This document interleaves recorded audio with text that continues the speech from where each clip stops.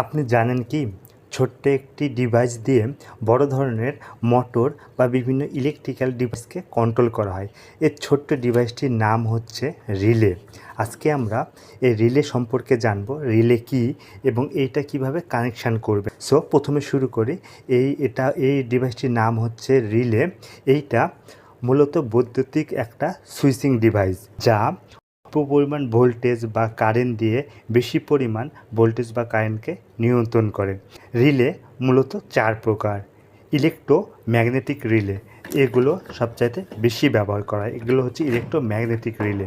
তারপরে আছে thermal overload relay, এটাও একটা ওভারলোড রিলে। এটা মূলত মোটর প্রোটেকশানে ব্যবহার করা হয়। তারপরে আছে টাইমার রিলে এবং আরেকটা আছে এসএসআর বা সলিড স্টেট রিলে। আজকে মূলত আমরা ইলেকট্রোম্যাগনেটিক রিলে সম্পর্কে আলোচনা করব।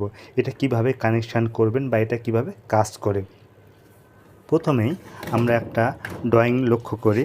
এখানে দুইটা পার্ট আছে, একটা আছে এর কয়েল ভোল্টেজ। এখানে আমরা কয়েল ভোল্টেজ দেব। এই রিলেটার কয়েল ভোল্টেজ হচ্ছে আমার 220 ভোল্ট, এখানে এসি 220 ভোল্ট। আচ্ছা, কয়েল ভোল্টেজ দিলে কি ঘটবে, এখানে এই যে পাতটা আছে যেটা এনসির সাথে আছে, অর্থাৎ এ কমন আর যে এনসির সাথে আছে, এটা কিন্তু কয়েল ভোল্টেজ পাওয়ার সাথে সাথে এনও হয়ে যাবে। এটাই রিলের মেন কাজ। কয়েল ভোল্টেজের সাথে সাথে তার অবস্থানটা পরিবর্তন হবে। আমরা এখানে একটা এটা হচ্ছে একটা রিলের বেস। এখানে আমার এইটা 8 পিনের একটা রিলে।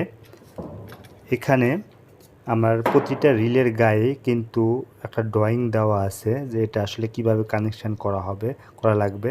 7, 8 হচ্ছে আমার কয়েল ভোল্টেজ এবং 5, 3, 1 এইটা একটা লুপ, আর এইটা একটা লুপ হচ্ছে 6, 4, 2। আমরা দুইটা লাইন এখানে কানেকশান করতে পারবো। এখানে আমি 3 এবং 6 ব্যবহার করেছি এবং এখানে আমি 5 আর 6 ব্যবহার করেছি।